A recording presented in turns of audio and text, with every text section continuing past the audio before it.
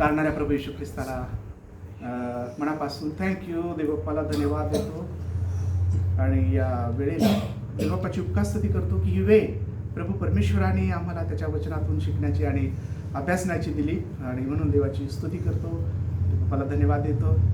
आजचं वचन आपण मार्क शुभृतमाने आजचा 10वा अध्याय आणि 17व्या वचनापासून तर थेट 22व्या वचनापर्यंत आपण पाहणार आहोत. तर हे वचन पाहण्या अगोदर छोटीशी प्रार्थना करू आणि मग प्रभूला म्हणू, देवबाप्पा आमची मदत करा, आम्हाला आपली कृपा करू. थँक्यू प्रभू परमेश्वरा, मनापासून धन्यवाद. हा सुंदर वेळ तू आम्हाला दिलास यासाठी की देवबाप्पा तुझ्या वचनातून आम्ही पाहावं, वचन शिकावं, आम्हाला आशीर्वादित कर.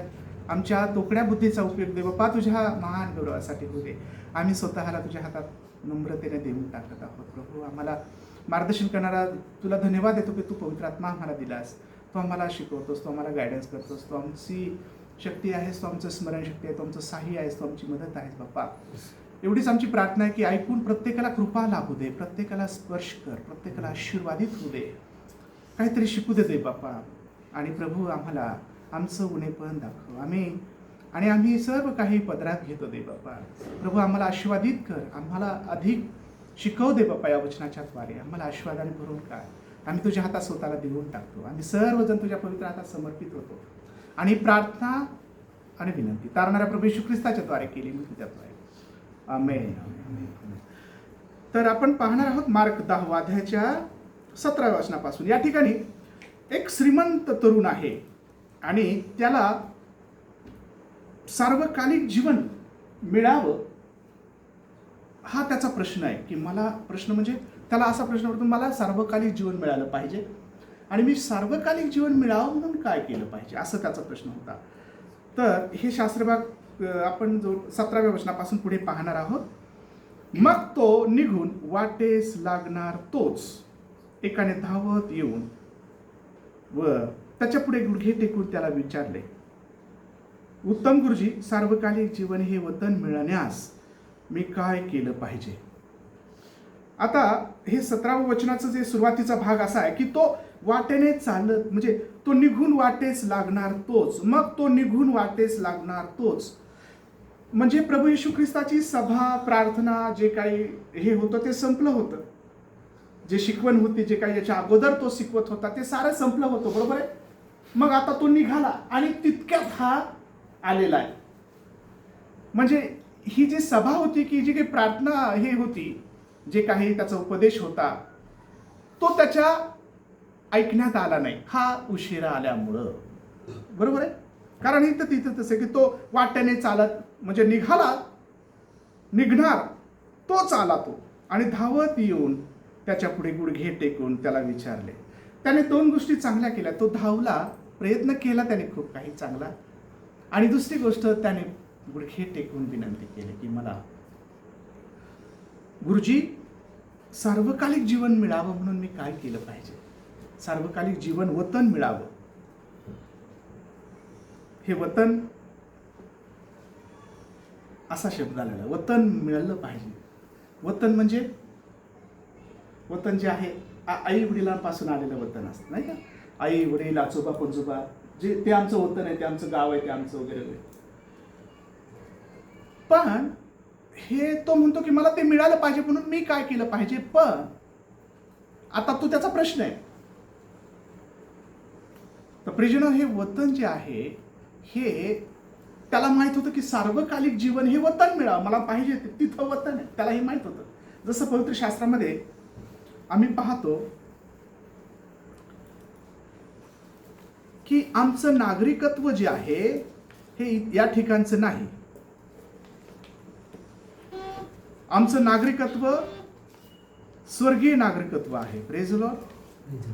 हो, आम्ही त्या ठिकाणचे वतन, आमचे नागरिकत्व जे आहे, मला वाटतं ते नागरिकत्वाबद्दल बायबलमध्ये आहे की आमचे नागरिकत्व स्वर्गामध्ये आहे. Praise the Lord. स्वर्गीय नागरिक. फिलिप्पिकराच्या पत्रामध्ये आय थिंक तिथं आहे ते, हे जे नागरिकत्व आहे आमचं हे इथलं नाही, ते तिकडं आहे असं तिथं लिहिलंय. Praise the Lord. खरे नागरिकत्व कुठं आहे? फिलिप्पे 3:20, बरोबर आहे. वाचा बरं प्लीज. हो, आपले नागरिकत्व नागरिकत्व तर स्वर्गात आहे. स्वर्गात आहे. तेथून प्रभू येशू ख्रिस्त हा तारणारा येणार आहे, त्याची आपण वाट पाहत आहोत. आमेन आमेन. बस बस बस बस. आपले नागरिकत्व स्वर्गात आहे आणि हे कदाचित याला माहीत असावं की आपण तिथले नागरिकत्व आहोत, आपले नागरिकत्व आहे, मला तिथलं मला ते वतन मिळावं. आणि नागरिकत्व म्हणजे काय? आपण भारतीय आहोत, राईट? आपलं नागरिकत्व या ठिकाणचं आहे. पण हे नागरिकत्व झालं, आपल्याकडे सर्व गोष्टी आहेत, जसं की आपल्याकडे आधार कार्ड आहे, आपल्याकडे पॅन कार्ड आहे, आपल्याकडे रेशन कार्ड आहे, आपण रहिवासी आहोत आणि ते आपल्याला सर्व पाहिजे, ते गरजेचं असतं सर्व गोष्टी घेण्यासाठी, याच्यासाठी त्याच्यासाठी. बरं, तर खरं नागरिकत्व जे आहे ते स्वर्गामध्ये आहे असं या ठिकाणी देवबापाचा सेवक म्हणतो की आमचं नागरिकत्व स्वर्गात आहे. Praise the Lord. फिलिप्पिकराचं लेखन. स्वर्गात नागरिकत्व. आता हे जे नागरिकत्व आहे स्वर्गात असल्यामुळं ते मला मिळून द्या. मी काय करावं? मला मिळालं पाहिजे, त्याच्यासाठी मी काय करावं हे सांगाल का? मग आता पहिली गोष्ट आम्ही पाहतो, हा श्रीमंत मुलगा होता. हे शेवटी आहे, हे शेवटी होता, तो श्रीमंत होता. परंतु पहा, पुढे पहा 18 वचन. कोणीतरी वाचा 18 वचन. हो हो हो. मार्को शुभवर्तमान याचा 10वा अध्याय 18वं वचन. येशू त्याला म्हणाला, हो, उत्तम का म्हणतोस? मला उत्तम का म्हणतोस? बरोबर आहे. एक जो देव त्याच्या वाचून कोणी उत्तम नाही. हो, अजून तुला आज्ञा ठाऊकच आहेत. खून करू नको, व्यभिचार करू नको, चोरी करू नको, खोटी साक्ष देऊ नको, ठकू नको, आपला बाप व आपली आई यांचा मान राख. तुला आता मला उत्तम म्हणतोस, देवाशिवाय तर कुणी उत्तम नाही, प्रभू म्हणतो. आणि तुला आज्ञा माहीतच आहेत की खून करू नको, चोरी करू नको, ठकू नको, सर्व सर्व सर्व काही आज्ञा बरोबर आहे. मग त्याने म्हटलं की आईबापाचा मान राख वगैरे साऱ्या गोष्टी, खोटी साक्ष देऊ नको. आणि त्याने 20व्या वचनामध्ये काय म्हटलं की त्याने म्हटलं की गुरुजी, मी आपल्या तरुणपणापासून ह्या सगळ्या आज्ञा पाळीत आलो आहे, मला सर्व माहीत आहे, पालन करत आलोय मी. बर, म्हणजे मी पालन करत आलोय मी, असं त्याला म्हणायचं काय? मला माहिती आहे सर्व काही, मी पालन केलं. आता त्याच्या या शब्दाने मला माहिती आहे, मला पालन केले मी, मला सर्व काही माहिती आहे, आज्ञा मला माहीत आहे, खून करू नको, चोरी करू नको वगैरे वगैरे जे काही असेल ते. पण प्रश्न आहे की मला ते मिळालं पाहिजे. सार्वकालिक जीवन, वतन, इटर्नल लाईफ, सार्वकालिक जीवन आहे का नाही? बर, आता प्रभू येशू ख्रिस्ताने ज्यावेळी त्याने म्हटलं की मला सर्व माहीत आहे, मी पाळत आलोय, तेव्हा 21व्या वचनामध्ये प्रभू येशू ख्रिस्ताने त्याच्याकडे निरखून पाहिले व त्याच्यावर प्रीती केली, असं लिहिले. त्याने त्याच्यावर प्रीती केली. त्याला म्हणाला, त्याच्यावर निरखून पाहणं म्हणजे तुम्ही माझ्याकडे पहा, हो हो हो माझ्याकडे पहा, असं निरखून पाहून त्याच्या डोळ्यात डोळे घालून त्याच्यावर प्रेम केलं, त्याच्यावर प्रीती केली. आणि देवाची प्रीती सर्वांवर आहे, लक्षात ठेवा. Praise the Lord. देवाची प्रीती सर्वांवर आहे. बाकी कोणी असो, त्यांना माहीत नसल्यामुळं काही गोष्टी चुकीने करतात, ते चुकीच्या गोष्टीकडे, चुकीच्या मार्गात आहेत. डोळ्यात डोळे घालून किंवा त्याच्यावर प्रीती करून पाहिलं त्याच्यावर. आणि मग प्रभू म्हणतो की तुला पूर्ण व्हायचंय का? तो काय म्हणतो? हो, तो प्रीती केली. त्याला म्हटलं की तुझ्यात एका गोष्टीची उणीव आहे, तुझ्यात एका गोष्टीची उणीव आहे. आता ही गोष्ट अगोदर येशू ख्रिस्ताने सांगितली बरं, की तुझ्यात एका गोष्टीची उणीव आहे. आणि जा, तुझे असेल नसेल ते विकून गोरगरिबांना देऊन टाक, म्हणजे तुला स्वर्गात संपत्ती मिळेल. आणि गोरगरिबांना विकून टाक, आणि तुला त्याचं प्रतिफळ पण सांगितलंय. त्याच्यावर प्रीती केली. त्याला म्हणतो की तू गोरगरिबांना आपली संपत्ती विकून टाक, म्हणजे तुला स्वर्गात संपत्ती मिळेल, तुला मिळेल स्वर्गात त्याचं प्रतिफळ. तुला संपत्ती मिळेल. जर तू विकून टाकली तर तुला मिळेल. जर तू म्हणतोस मला ते मिळावं. हे कोणी म्हटलं होतं मला सार्वकालिक जीवन मिळायला पाहिजे, तिथं मी काय केलं पाहिजे? कोण म्हणतंय? हा तरुण. मग प्रभू म्हणतो तुझ्यात छोटीशी गोष्ट उणीव आहे, जर तुला काढता आली ती क्लिअर करता आली तर पहा. तर ते असं आहे की तुझं जे संपत्ती आहे ती गोरगरिबांना विकून टाकायची आणि तुला स्वर्गात मिळेल त्याचं प्रतिफळ. आणि दुसरी गोष्ट ही, चल माझ्या मागे, माझ्या मागे. काय म्हटलंय? आणि चल माझ्या मागे. हो, प्रेज द लॉर्ड. आता या ठिकाणी त्याच्यासाठी काय गोष्टी आहेत ह्या? हे एका प्रकारचं त्याच्यासाठी चॅलेंज, आव्हान. असं केलं तर असं आहे, तसं केलं तर तसं आहे. आम्ही त्या वचनामध्ये पाहिलं पुढे, तू माझ्या मागे. परंतु हे शब्द ऐकून त्याचे तोंड उतरले व कष्टी होऊन तो निघून गेला, कारण तो फार श्रीमंत होता. हे कारण आहे त्याचं. श्रीमंत असणं हे वाईट नाही, श्रीमंत असणं हे आशीर्वाद आहे. श्रीमंत असणं हे खूप चांगलं आहे. पण श्रीमंतीचा जो हाव आणि जे काही तेच सर्वस्व आहे आणि त्याच्याशिवायच काहीच नाही आणि तेच आमच्यासाठी अंतिम असं म्हणणारे, तेच आमच्यासाठी सर्वस्व, धनसंपदा हीच सर्वश्रेष्ठ गोष्ट आहे असं म्हणणारे धनवान असणं चांगलं आहे.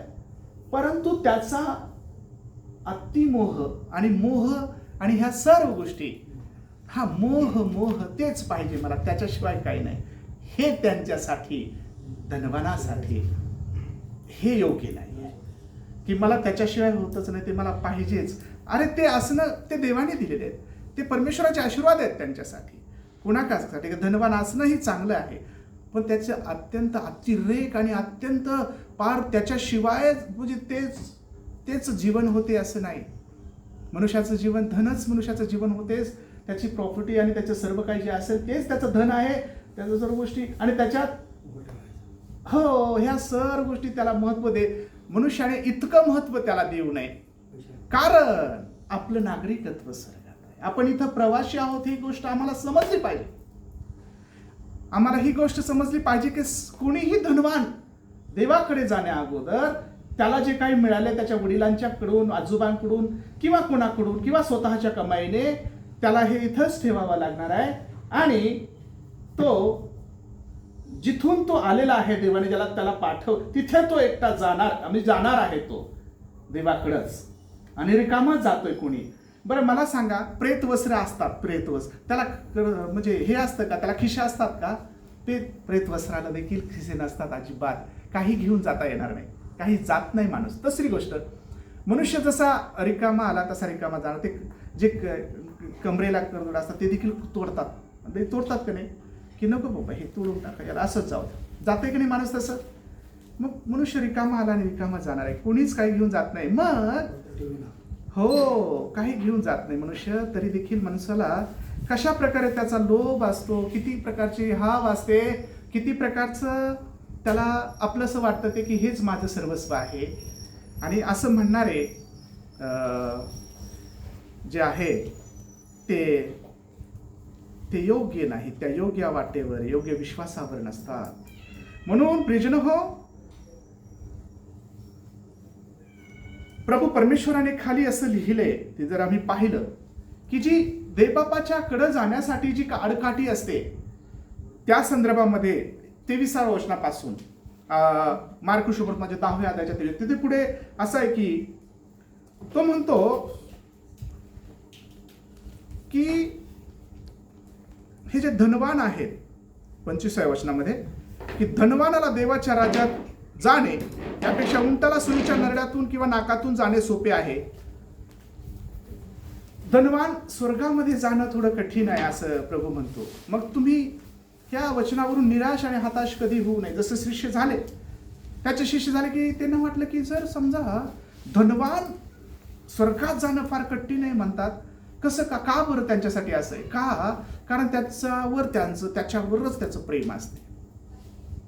आणि त्यांना ते असं वाटतं की हे सर्वस्व आमचं सर्वस्व आहे, धन म्हणजे सर्वस्व आहे. आणि प्रियजन हो, पवित्र शास्त्र मात्र त्याच्याबद्दल अनेक गोष्टी क्लिअर करतं की धनवान असणं चांगलं आहे, धनवान असणं प्रत्येक गोष्ट हे चांगलं आहे, धन असणं, संपत्ती असणं वाईट नाही. पण ती संपत्ती कशी देवाला, आणि खरं प्रेम संपत्तीवर होतं की कशावर होतं हे या तरुणाचं इथं त्याचं स्पष्ट झालेलं आहे. कारण त्याचं संपत्तीवर प्रेम होतं, कारण ख्रिस्ताला. आणि पहा, ज्या वेळेला आम्ही कोणावर ख्रिस्तापेक्षा किंवा देवापेक्षा किंवा ज्यावर आपण प्रेम करतो याच्यापेक्षा दुसऱ्यावर कोणावर प्रेम असेल तर हे अडखळण होते आपल्याला. आणि या तरुणाला तेच झालं. याचं खरं प्रेम त्या सार्वकालिक जीवन मिळण्यासाठी नव्हतं. कारण का तुम्ही म्हणाल कसं काय? कारण तो म्हणतो मला ते मिळावं. अरे जर तुला मिळावं असं वाटतं तर तू गरीबाला हे वाटून टाक बरं, मग तिथे मिळेल तुला.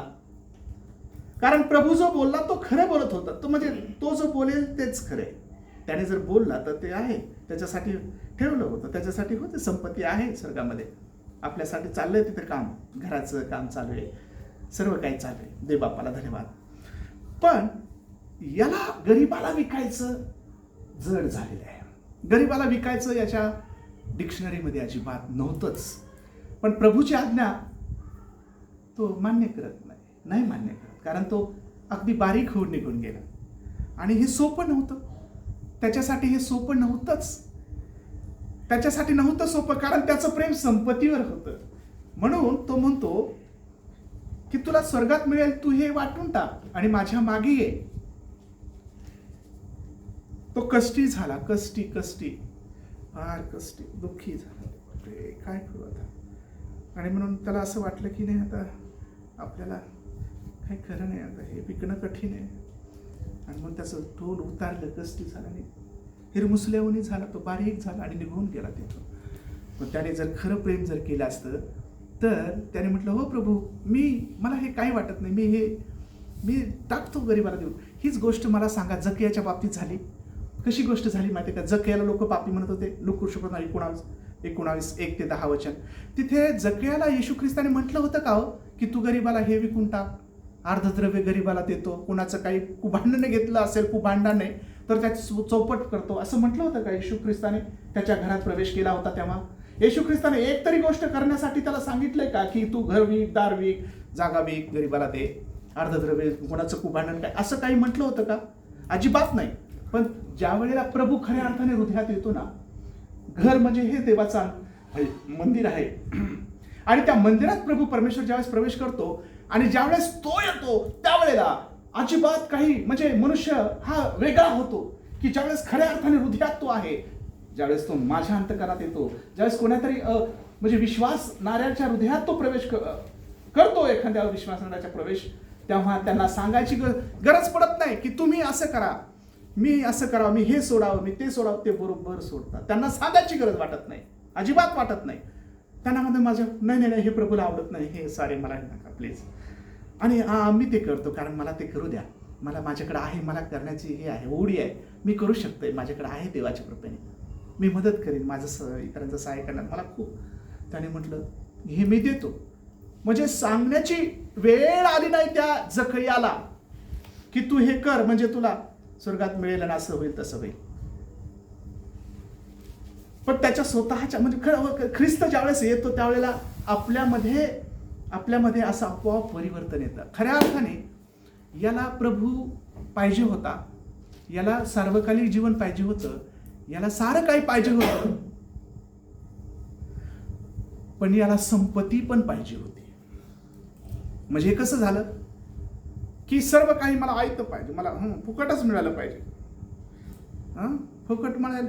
अरे बाबांनो, स्वर्ग मिळवण्यासाठी देखील काही प्रयत्न करावा, म्हणजे काय करावं लागतं नेमकी? काही तुम्हाला पैसा द्यावा लागतो, काय घरदार विकावं लागतं, काही करावं लागत नाही, ते फ्री आहे. ओ प्रेज द लॉर्ड, ते फ्री आहे. ते पैसे देऊन येत नाही, ते गावपंगत देऊन येत नाही, ते तीर्थयात्रा जप स्नान दान तप केल्याने हे पाप जात नाही.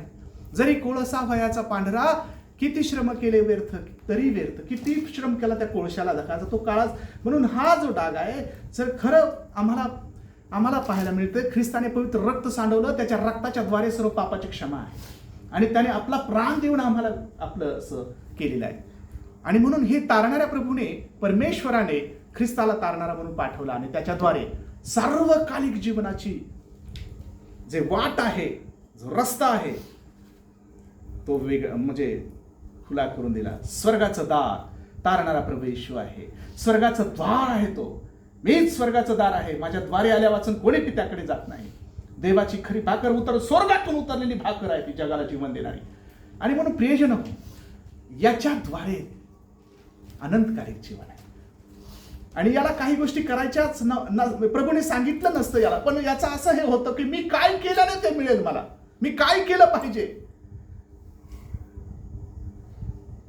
मी थोडंफार दिलं पाहिजे तर मग थोडंफार आहे देऊ शकतो. गाव पंगत वगैरे, पंगत दिली का उपयोगातल्या लोकांना नाही, आमच्याकडे जरा गाव पंगत आहे, जरा काही लोक आलेले आहेत, आम्ही जरा त्यांना पंगत दिली आहे आमच्याकडे त्या, एवढे त्याने काय पापक्षमा होते का? घरदार गेले, कोणी मंत्री फंत्री, असं आहोत तसं आहोत, आम्ही जरा एवढं केले, एवढं प्रोजेक्ट केले, एवढे लोकांना आम्ही हे केलेलं आहे, हे सर्व आपणच केलेलं आहे लोकांना, याने काही होत नाही. हे सत्कर्माचा भाग झाला. पण अनंतकालिक जीवन मिळण्यासाठी जो अनंतकालिक जीवनाचा रस्ता आहे, ज्याने जो तिथे उभा आहे, ज्याच्याद्वारे आहे तारण, ज्याच्याद्वारे स्वर्ग, त्याच्यावर विश्वास ठेवणं आणि त्याला मानणं हे महत्वाचं आहे. तो आहे तारणारा प्रभू येशू ख्रिस्त. आणि म्हणून याला इकडे तिकडे पळपळ करायची गरजच नव्हती. तो होता तर सर्व काही, माझ्या मागे ये. तो त्याच्या मागे गेला का? अरे विकण्याचा हा प्रश्न नंतर होता. तू माझ्या मागे, गरीबाला विक आणि चल माझ्या मागे ये.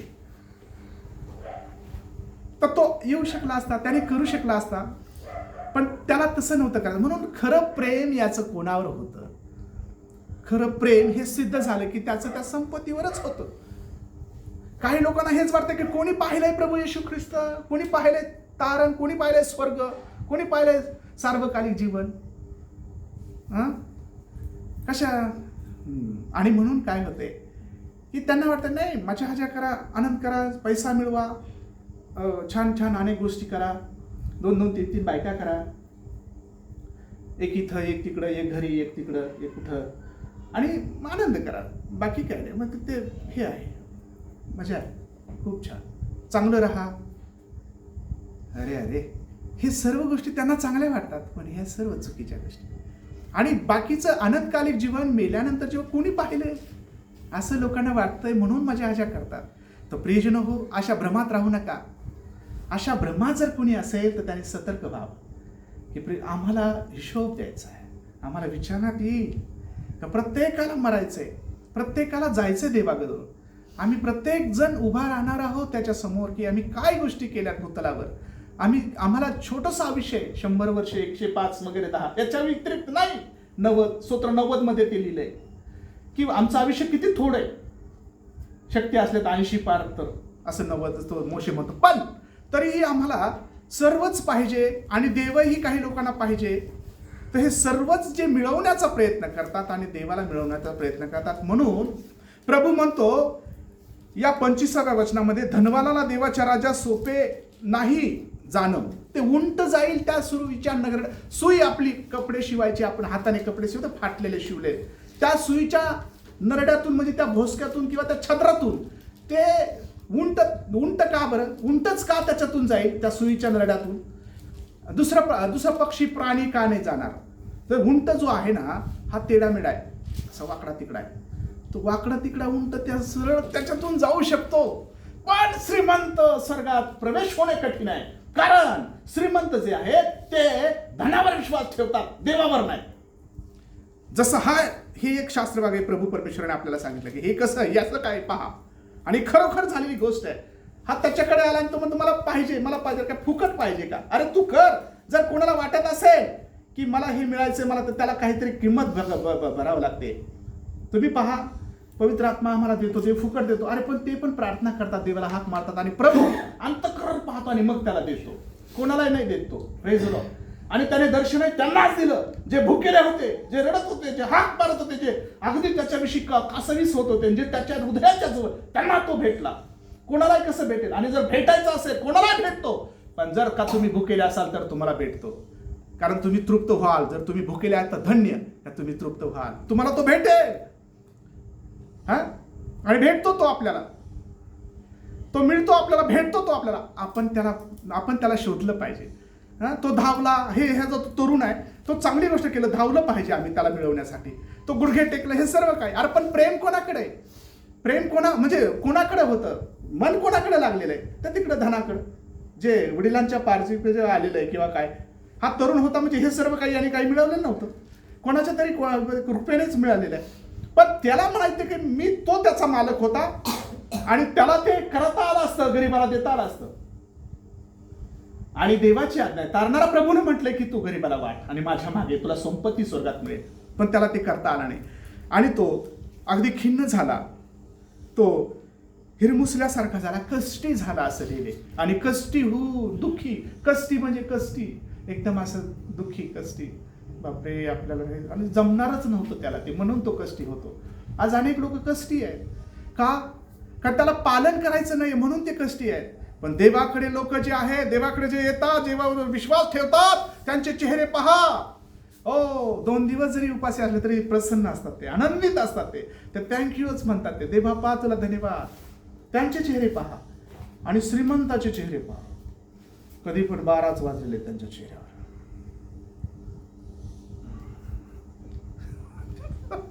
त्यांचे चेहरे पहा, श्रीमंत.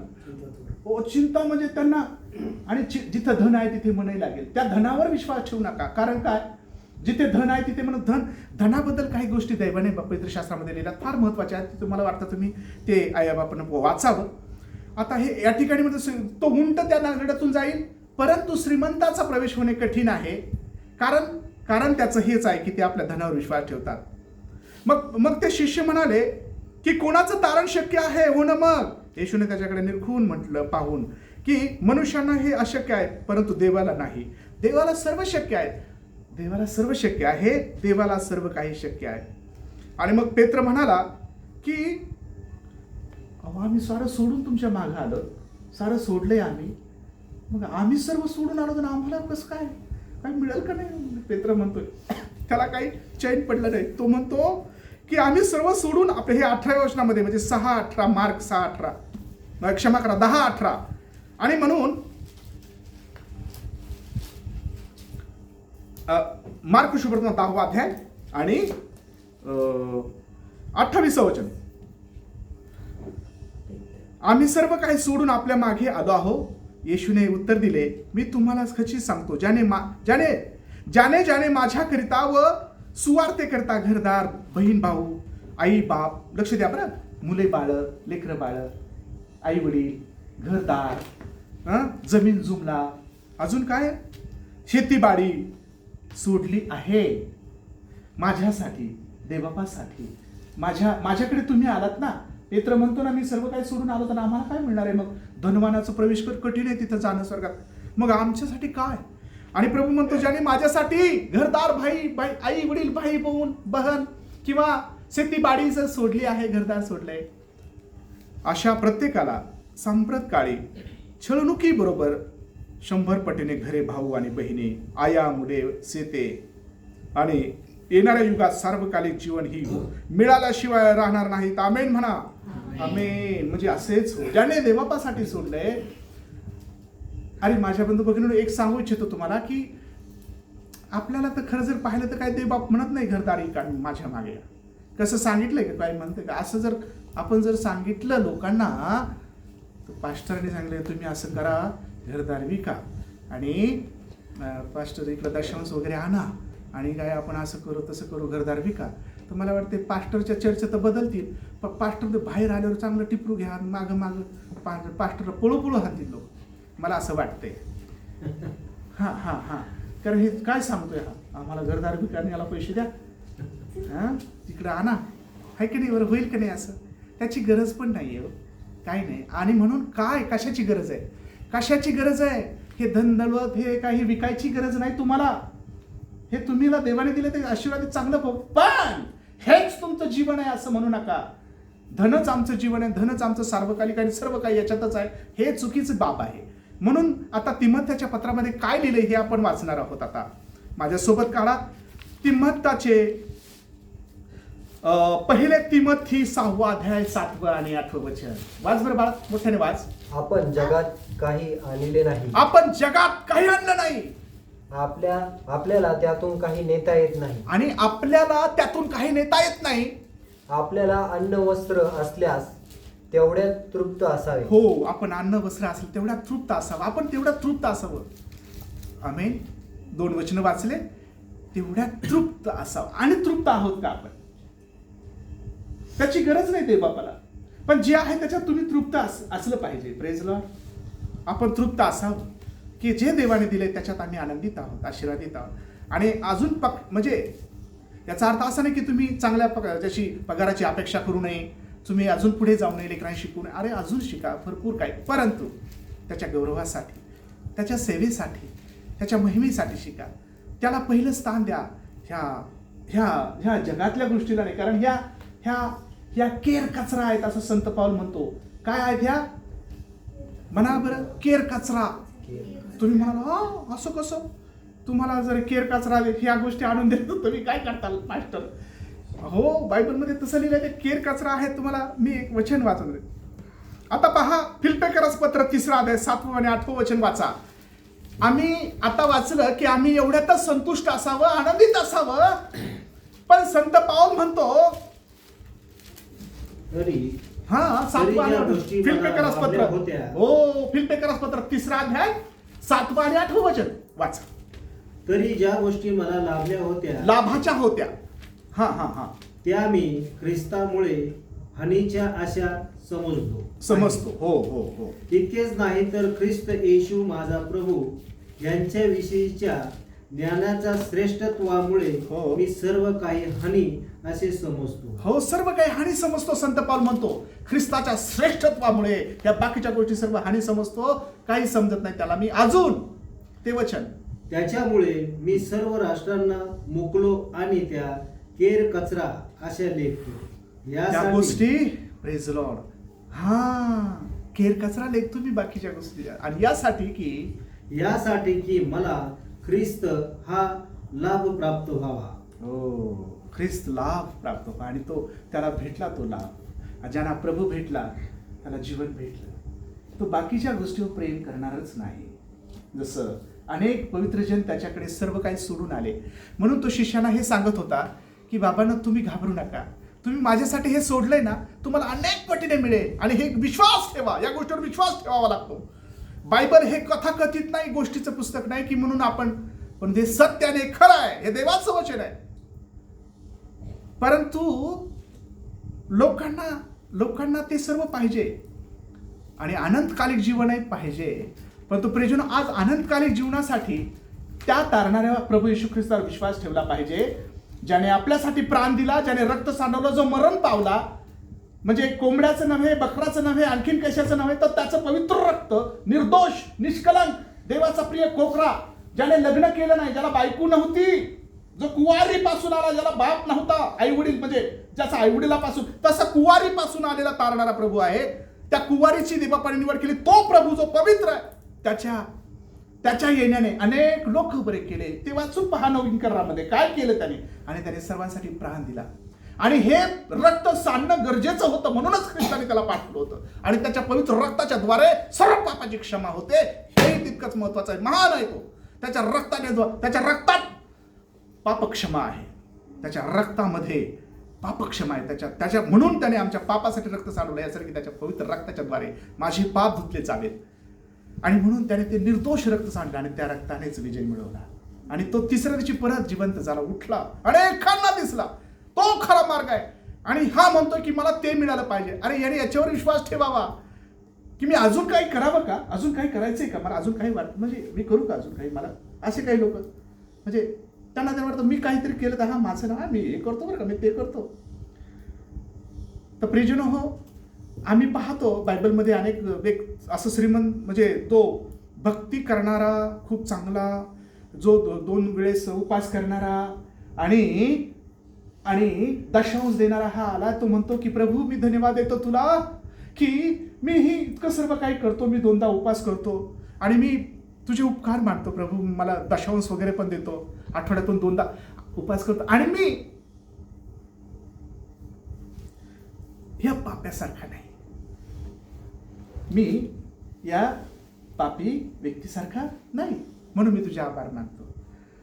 किंवा जो कुणी असेल तो त्याला म्हणतो, आणि मला हे म्हणायचंय, त्याचं हे मात्र चुकलं की मी किती चांगला आहे हे दाखवायचा प्रयत्न त्याने केला, तर प्रियजनो हे गोष्ट तिथं तो फसला आणि त्याची प्रार्थना ऐकलं. पण तो जो स्वतःला फार वाईट म्हणणारा तो काय होतो, तो दूरच आहे चर्चमध्ये. आणि त्याने म्हटलं की प्रभू माझं पापावर दया कर, खरोखर मी पापी वाईट आहे. आणि म्हणून हा त्या धार्मिक व्यक्तीपेक्षा, ज्याला स्वतःला इतकं हे करणारा, त्याच्यापेक्षा हा नीतिमान ठरला आणि तो निघाला. म्हणून प्रियजन हो, आम्ही काय करत आहोत, आमच्या कर्माने स्वर्ग मिळत नाही. आमच्या कर्माने तिथे ठरत नाही की तू फार चांगलं कर्म केलेस म्हणून तुला आता हे आहे. परंतु कर्म जे आहे, कर्माने तारण मिळत नाही. आमच्या कर्माने, चांगल्या कर्माने मनुष्य वाचल्या जात नाही. पण कर्म वाईट नसतं, चांगलं आहे. कर्म करणं फार चांगलं आहे. दुसऱ्या गरीबावर कर्म दया करणारा तो देव आहे. पण मला हे म्हणायचं, परंतु जे तारणाची प्रक्रिया जी आहे ती ख्रिस्तावरील विश्वासाच्या द्वारे होते. म्हणून प्रियजन हो, अशा प्रकारे तारणाऱ्या प्रभू येशूने अनेक गोष्टी सांगितल्या जे देवबापाच्या वचनामध्ये आहे. जे आता आपण वाचलं की मी बाकीच्या गोष्टी केर कचरा लिखतो. आणि हा तरुण एक हिरमुसल्यासारखा झाला, तिथून निघून गेला. त्याला फार दुःख झालं की मी काहीच करू शकत नाही. ॲक्च्युली तो करू शकत होता. म्हणून प्रियजन हो, आपण धनवानाच्या बद्दल प्रभू काय म्हणतो परत एकदा पाहणार आहोत आपण. एक त्याच पहिले तिमोथीच्या पुस्तकामध्ये, आणि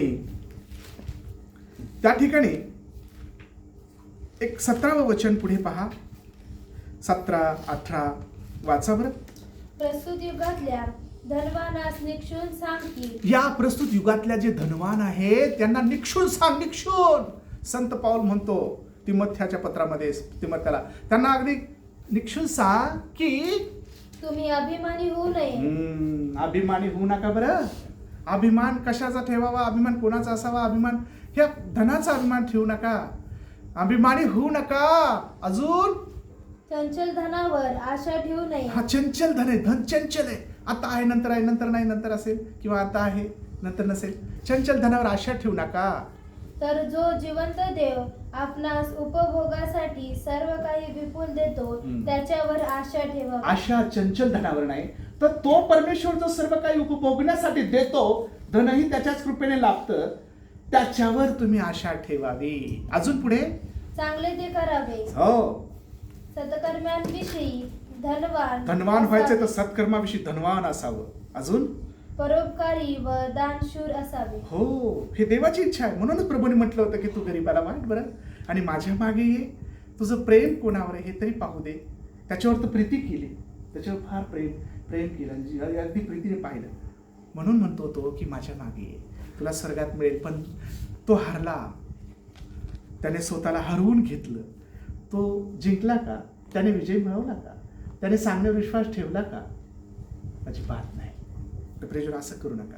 देवावर विश्वास ठेवा. चंचल धनावर अजिबात विश्वास ठेवू नका. देवावर विश्वास ठेवा. हे सत्य आहे, पण कोणाला आवडणार नाही. हे कोणाला आवडण्यासारखं नाही. जे त्याच्या मागे जातात, जे त्यांना ते प्राप्तीसाठी जीवाचं रान करतात, काय ते मला मिळालं पाहिजे, मला हे मिळालं पाहिजे, मी, आणि ते सकाळ संध्याकाळ असं. हे पहा, एक वचन आहे बायबलमध्ये की तुम्ही पहाटे उठता, उशिरा विश्रांती घेता, पण हे सर्व व्यर्थ आहे. तोच आपल्या प्रियजनाला लागेल ते झोपेतही पुरवतो. स्तोत्रसंहिता आय थिंक 121 मध्ये काहीतरी आहे ना. तोच आपल्या प्रियजनाला लागेल ते झोपे देतो. नाही, ते स्तोत्रसंहिता मला 121 नाही, क्षमा करा, मी तुम्हाला वाचून दाखवतो, थांबा. तर प्रियजन, आपल्याला जर काही पाहिजे असेल, 127 काहीतरी आहे, तर तो परमेश्वर आपल्याला देणार आहे. हालेलुया. मग त्याच्यावर आपण विश्वास ठेवावा. आपण बाकीच्या गोष्टीवर विश्वास ठेवू नये. बाकीच्या गोष्टीवर जास्त विश्वास ठेवू नये. ते देवाला न आवडणारी गोष्टीवर विश्वास ठेवू नये. हालेलुया. हो, पहाटे, हो, तुम्ही पहाटे उठता. 127 स्तोत्र. हो, त्याचं दुसरं वचन 127 स्तोत्र आहे. वाचा. तुम्ही पहाटे उठता, उशिरा विश्रांती घेता, हो, व कष्टाचे अन्न खाता, पण हे व्यर्थ आहे. हो, तोच आपल्या प्रियजनास लागेल ते झोपेतही देतो. आमेन. जर काही पाहिजे असेल तर देवाला मागा, आणि मागा म्हणजे मिळेल. मग ते 7 मागा, अवश्य मागा. चांगल्या गोष्टी प्राप्त करा, कष्ट करा, सर्व गोष्टी प्राप्त करा, चांगल्या गोष्टी. पण ते जीवन आहे असं म्हणू नका. त्याच्यासाठीच तुम्हाला पाचारण केलं ते मिळवण्यासाठी जगातल्या गोष्टी असं तुम्ही समजू नका. आणि ते पाचारण तुमचं नाही आहे, तुम्हाला देव मिळायला पाहिजे. ज्याने तुम्हाला बनवलंय त्याच्याकडे लक्ष द्या आणि त्याच्याकडे पहा. ज्याने जो सर्व काही तुम्हाला देतो त्याच्याकडे लक्ष द्या. जो सर्व पुरवायला समर्थ आहे त्याच्याकडे लक्ष द्या. Praise Lord. आणि जो सर्व काही झोपेतही पुरवून देणाऱ्या समर्थ आहे त्याच्याकडे लक्ष द्या. देवाला धन्यवाद देतो आणि देवाला थँक्यू म्हणतो या वचनासाठी. माझा विश्वास आहे की आपण आशीर्वादित झालेला या चंचल धनावर विश्वास ठेवू नका आणि चंचल धनाला सर्वस्व कवटाळून घेऊ नका, कारण हे इथंच राहणार आहे आणि मनुष्याला सर्वांनाच दुसऱ्यांना सोडून जावं लागणार आहे. म्हणून विचार करा की तुम्ही कोणावर प्रेम करता. या भाद्राने, या तरुणाने, या श्रीमंत तरुणाने देवावर नाही, ख्रिस्तावर प्रेम नव्हतं. सार्वकालिक जीवन मिळावं त्याच्यावर नुसतं पाहायचं होतं, त्याला मिळवायचं. त्याने काही ते प्राप्त करू शकलं नाही. त्याच्या विश्वासामुळे, त्याचा विश्वास होता नव्हता माहीत नाही. तो म्हणतो मला सर्व काही, मग मी सर्व पाळत आलोय. आणि पाळल्यानंतर होतंय का? पालन केल्यानंतर देवाला फार आनंद होतो का? अरे प्रियजन हो, त्याला प्रेम लागतं, त्याला जिव्हाळा लागतो. प्रेमाने जर पाळलं, आणि जो प्रेमाने पाळतो तो सर्व काही करतो. आणि ह्या आज्ञा ज्या आहेत ना जुन्या काळामध्ये, ज्या असं केलं पाहिजे, तसं केलं पाहिजे, हे केलं तर ते होतं, ते केलं, ह्या आज्ञा होत्या. पण आज ह्या सर्व आज्ञा तारणाऱ्या प्रभूनेच पूर्ण केल्या. त्या कुणीच पालन करू शकत नव्हतं. ख्रिस्ताने संपूर्ण पालन केलं, ते पूर्ण केलं. आणि स्वतः आता म्हणतो तुम्ही 1-2 आज्ञा जरी पाळल्या तर सर्व नियमशास्त्र पाळल्यासारखं आहे. तो आपल्या देवावर प्रेम कर पहिले, दुसरे आपल्या शेजाऱ्यावर, जसे आपल्यावर तसे आपल्या शेजाऱ्यावर प्रीती कर. या 2 आज्ञा पाळण्याने सर्व बायबल पाळण्यासारखं आहे की तू आपल्या देवावर प्रेम कर आणि जसं आपल्यावर तू प्रीती करतोस तसं आपल्या शेजाऱ्यावर प्रीती कर. या 2 आज्ञा पाळल्याने संपूर्ण बायबल पाळल्यासारखे. मग प्रियजन हो, तो म्हणत मला सर्व आज्ञा माहीत आहे, मी पाळत आलो. तर हेही महत्त्वाचं नव्हतं. हे महत्त्वाचं होतं की देवाचे आत्ता काय सांगतो आणि आत्ता काय म्हणत आहे प्रभू, की चल माझ्या मागे ते गरीबाला हवी. हे महत्त्वाचं होतं. आणि तो त्याच्यामध्ये हे झाला. काय झाला? तो उन्हा ठरला. तो त्याच्यामध्ये विश्वास त्याने हे केला नाही. तो उन्हा ठरला. तो कष्टी झाला, निघून गेला. तर प्रियजनो, आपल्या हातात आहे. आपण कोणाच्या मागे जाणार आहात? ख्रिस्ताच्या का धनाच्या? प्रभूच्या मागे चला. तो सर्व काही देण्यासाठी समर्थ आहे. त्याची जर इच्छा असेल तो प्रत्येकाला काही तो वाटून देतो. तो कोणाला तसं ठेवत नाही. प्रत्येकाला आशीर्वाद देण्याचं सामर्थ्य त्याच्यामध्ये आहे. हो, देवाला धन्यवाद देतो आणि त्याचे उपकार मागतो. सर्व गौरव प्रभू येशूला. थँक्यू प्रभू येशूला. धन्यवाद. आमेन.